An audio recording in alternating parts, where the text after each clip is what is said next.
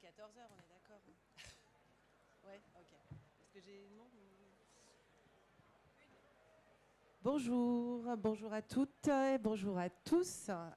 Ravi de vous retrouver pour cette nouvelle édition de Paris Photo et des Artist Talks by the Eyes. Je suis Véronique Prugnot, je suis co-directrice de The Eyes Publishing et nous animons et concevons ce programme depuis maintenant 6 ans en collaboration avec Paris Photo. L'idée, c'était vraiment de donner la parole aux artistes en priorité, et en tant qu'éditeur, évidemment, de leur donner la parole autour de leur dernière publication. Donc le concept, il est très simple. C'est 15 minutes de conversation entre nous autour de cette publication, du projet, du livre. Et derrière, il y a 5 minutes qui sont réservées pour des questions-réponses si vous en avez. Donc n'hésitez surtout pas à en mettre de côté des questions. Voilà, je suis ravie pour cette première session donc, des Artist Talks d'accueillir Jane Evelyn Atwood, Julia Gatt qui est ici et Guillaume Herbeau juste là. Et on va commencer avec toi, Jane. Merci d'être ici. Je sais que c'était en cette période de grève pas forcément évident et ça t'a permis de faire une belle balade dans le 7e arrondissement. Jane, on est ici pour parler de ton dernier livre que tu as édité avec les éditions Bec en l'air, Daria, histoire d'une badante ukrainienne. On va voir défiler le PDF du livre au fur et à mesure de notre conversation. Alors pour ceux qui ne connaissent pas Jane, je vais quand même te présenter. Tu es une photographe américaine, née en 1947. Ah, franco-américaine, pardon. Je l'ai vu et j'ai pas osé. Tu as la nationalité française, donc.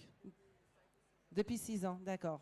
Donc tu es une photographe franco-américaine, née en 1947, qui vit désormais donc entre Paris et la Bretagne. C'est toujours vrai, ça ? Oui. Voilà. Tu as toujours été fascinée par les personnes hors normes, les marges et par la notion d'exclusion, à qui tu as consacré plusieurs sujets. Tu peux parler dans le micro pour voir ? Is it on? Yeah, it's on. Ah, okay, great. Tu es d'ailleurs une des rares artistes, avec Rister Strömholm, à t'être intéressée aux personnes trans de Pigalle des années 60 et 70. Et ce travail a d'ailleurs donné aussi lieu à un livre, Pigalle People 78-79, également édité au Bec en l'air en 2018. Alors avec Daria, histoire d'une badante ukrainienne, tu photographies au plus près dans ses tâches quotidiennes une auxiliaire de tâches ménagères, une auxiliaire de vie ukrainienne qui s'occupait de 4 sœurs âgées et dépendantes à Bolzano en italien. Badante, on le lit tout de suite d'ailleurs dans le livre, est la traduction en italien d'auxiliaire de vie. Et à la sonorité en français, on pourrait presque confondre avec badante. C'est vraiment l'histoire d'une Ukrainienne, d'une battante ukrainienne.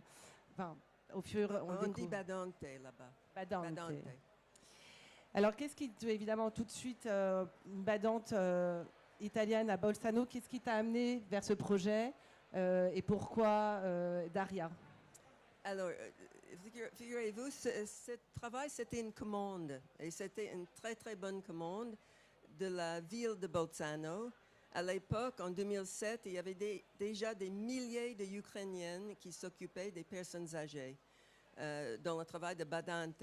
Et malheureusement, à l'époque, et toujours maintenant d'ailleurs, le travail n'était pas encadré par le gouvernement ou par quelque chose. Le salaire était aléatoire. C'était la famille qui décidait combien ils allaient payer la badante. Les jours de repos aussi n'étaient pas désignés, etc., etc. La badante était censée de faire tout, absolument tout, de s'occuper des toilettes de la personne âgée, de faire toutes les courses, de faire le ménage. Le côté médical était souvent très, très lourd parce qu'il s'agissait des gens âgés, très âgés et très malades. Et Bolzano a voulu parler de ce phénomène et parce que j'avais exposé à Bolzano des années avant avec mes prisons, ils m'ont demandé de faire cette commande. On a travaillé pendant très longtemps pour trouver une badante qui était d'accord et aussi pour trouver une famille qui était d'accord d'avoir un photographe sur place.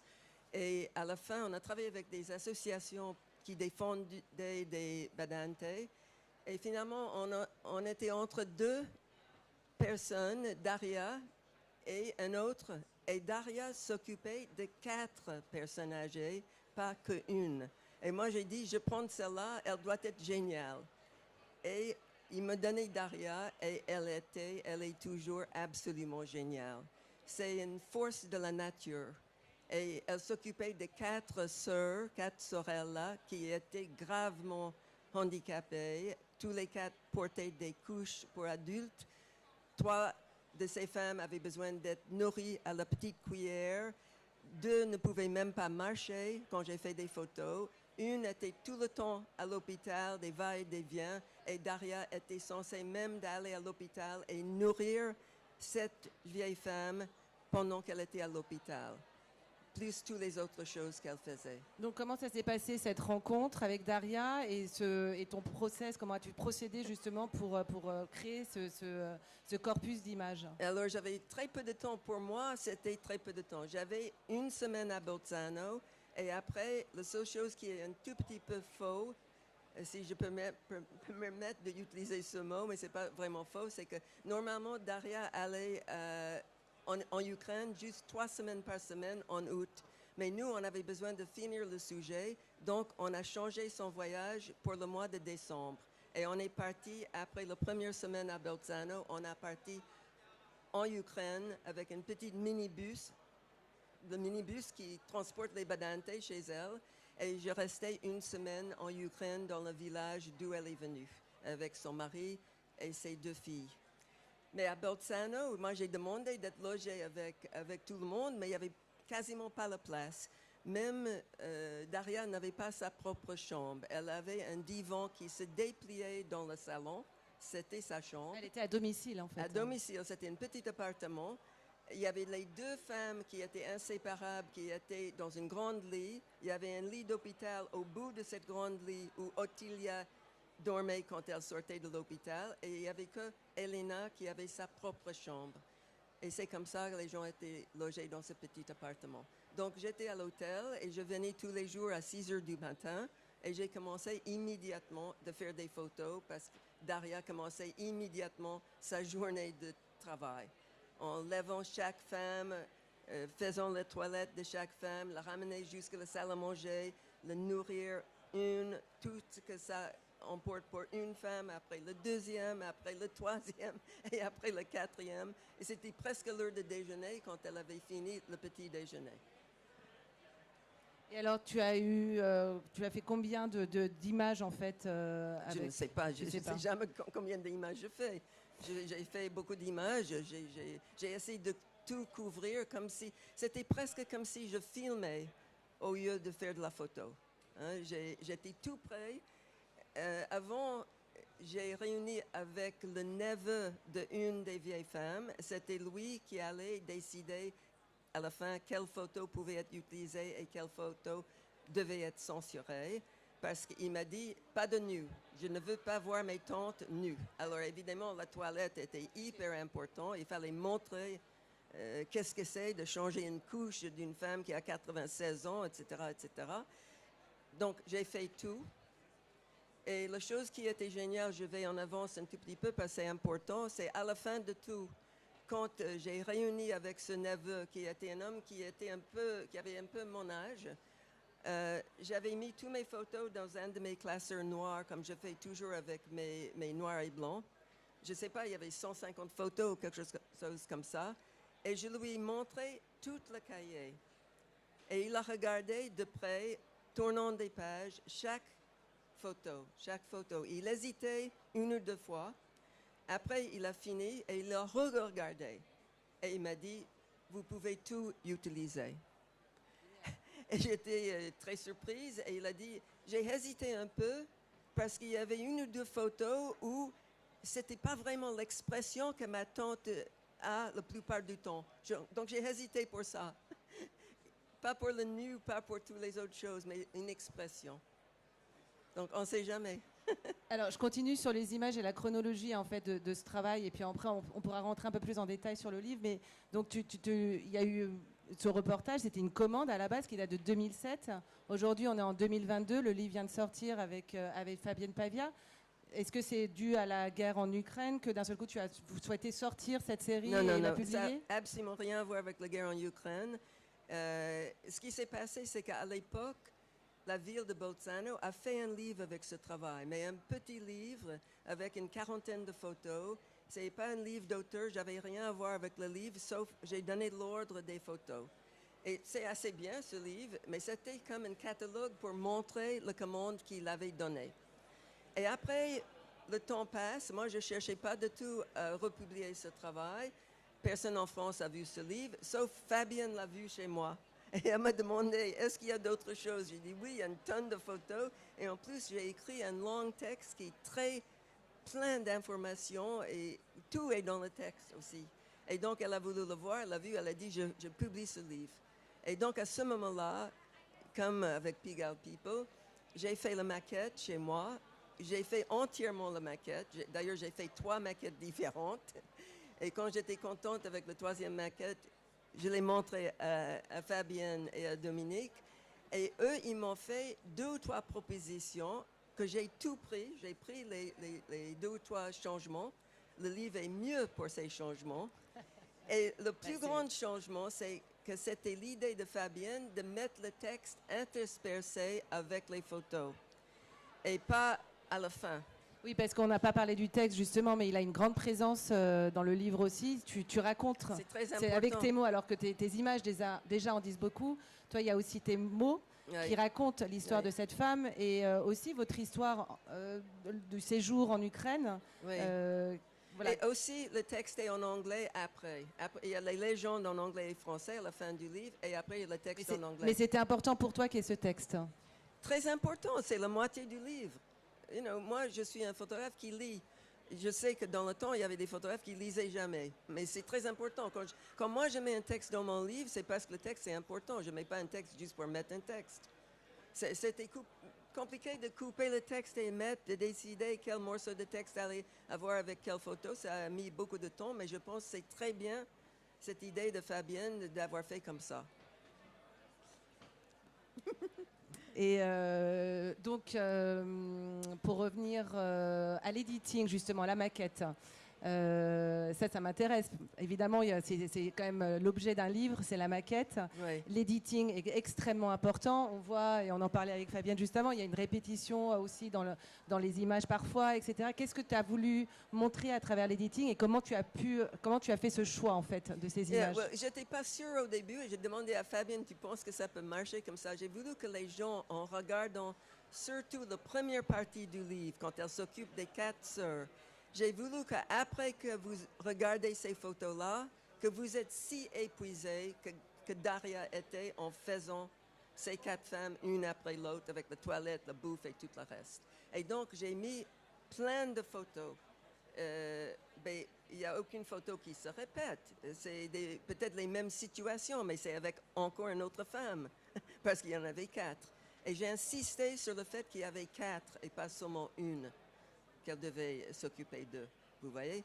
Et après, il y a une partie où le seul moment où elle a du temps libre, elle travaille pour 2 femmes riches, où elle est payée en liquide sous la table. Il y a quelques photos de ça aussi, parce qu'il y avait une qui m'a permis de venir faire les photos quand elle travaillait pour elle. Après, il y a une petite partie où c'est pour elle-même, où elle prend un bain, elle met des bigoudis dans les cheveux et tout ça. Après, elle se prépare pour aller en Ukraine. Voilà, on est dans le minibus, là. La nuit avant de partir en Ukraine, beaucoup de badantes sont venus avec des choses pour leur famille que nous, on a transporté dans le minibus avec nous. Et aussi, et surtout, beaucoup d'argent. Quand on est parti, on avait presque 12 000 € en liquide pour donner aux familles des autres badantes qui restaient en Italie. Et Daria n'a pas un compte en banque, elle garde tout son argent en liquide, pas entre les pages de la Bible, mais entre les pages de, what's the name of the book? Dan Brown, the Da Vinci Code, qui était très, très populaire avec les badantes à l'époque. Alors elle mettait tout son liquide dans les pages de la Da Vinci Code. Anyway, et après, on arrive en Ukraine. Et bon, il y a une partie où elle fait les courses aussi, quand elle est au supermarché à Bolzano et tout ça. Tout ce qu'elle fait pour nettoyer l'appartement, quand elle fait le linge, quand elle repasse, quand elle a mis sur le fil dehors, sur le balcon, tout ça est photographié. Mais c'était important pour toi de voir aussi son retour au pays, au sein de sa famille, Oui, son oui. mari, ses 2 filles. Pour comprendre qu'est-ce qu'elle a laissé derrière elle et aussi pour comprendre la famille d'où elle est venue. Parce qu'il y a pas mal de badantes qui quittent leur famille. Il y a des badantes qui se marient, même s'ils sont déjà mariés au Ukraine. Elle oublie tout ça. Elle se marie avec un Italien et tu ne le trouves plus. C'est terrible. Hein? Et alors, Daria, par contre, elle est mariée à son mari Igor, qui est un homme très, très bien. Tous les deux ont perdu leur travail au même moment.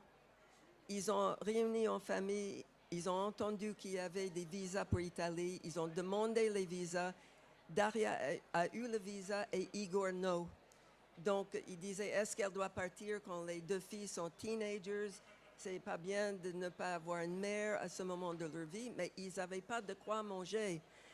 Elle vit dans un village de 150 maisons et il y a seulement 8 qui ont la plomberie. Et les 8 ont des badanti en Italie. Et tous les autres, c'est une pauvreté. Tu as vu cette pauvreté. C'est extrême. Alors, elle se trouve 500 mètres de la frontière Pologne.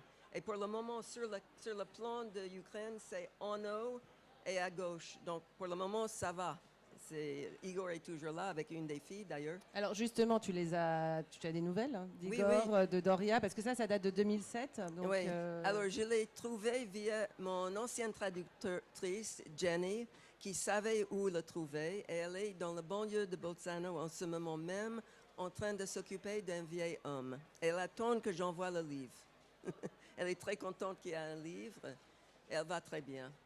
Mais elle n'est pas rentrée au pays. Hein. Elle est toujours là-bas. Elle dit toujours, je vais rentrer dès que la maison est complètement renouvelée, etc. Mais j'étais en contact avec un prêtre ukrainien qui fait la messe pour les badantes. Il voyage partout en Italie pour faire la messe uniquement pour les badantes. Il parlait très bien français et j'ai eu une longue conversation avec lui. Et il a dit le problème, c'est qu'elle ne retourne jamais au pays. C'est une sorte de prostitution. Et c'est ça que dit aussi ton livre, en fait. Tu Oui. parles évidemment de Doria, mais en fait, tu parles d'un sujet universel, Bien sûr. d'une problématique assez méconnue, qui est cette migration des Ukrainiens aussi en Italie. Mais aussi, qu'est-ce qui va se passer avec tous de nous, les baby boomers, dont on vit très longtemps, qui va s'occuper de tous ces gens plus âgés? Maintenant, ça, c'est un truc... Maintenant, actualité en France, aux États-Unis, partout, c'est un vrai problème. Moi, je suis pour l'idée qu'on soit gardé à la maison, comme ça, mais que ça soit réglé pour le paye et tout ça. Ça, c'est pour moi la solution. Bon. Merci, Jane. Est-ce que le temps presse? Évidemment, malheureusement, j'avais d'autres questions, mais je les réserve aussi pour vous, le public. Si vous avez quelqu'un a une question à poser à Jane sur son projet ou ses futurs projets ou ses anciens projets. Non. Voilà. En anglais, j'imagine. You just compared their work with prostitution. Of course, you already did a couple of books about that subject. Why do you compare it with prostitution? Well, hors contexte, c'est un peu dur. Mais it's because this work, the way it's done, where the pay is not regulated and where the temps de repos et tout ça, it's a kind of a prostitution because les femmes le font uniquement parce qu'elles ont besoin de fric. À cause de la pauvreté, elles font ce travail. Daria était spéciale, elle adorait ces vieilles femmes, mais si elle n'avait pas été payée, elle ne serait pas là. Il ne faut pas exagérer, tu vois. Donc pour ça, c'est une sorte de prostitution. Et une fois qu'elle touche l'argent, elle vient d'un village où il n'y a pas de running water dans la maison, tu vois. Elle ne va pas arrêter si elle touche ça. Merci, Jane. On est obligé de s'arrêter maintenant, mais en tout cas, merci pour ton travail, ton humanisme, et merci à toi aussi, Fabienne, de révéler des travaux qui peut-être n'auraient jamais vu le jour si tu les avais pas vus et édités. Donc merci aussi.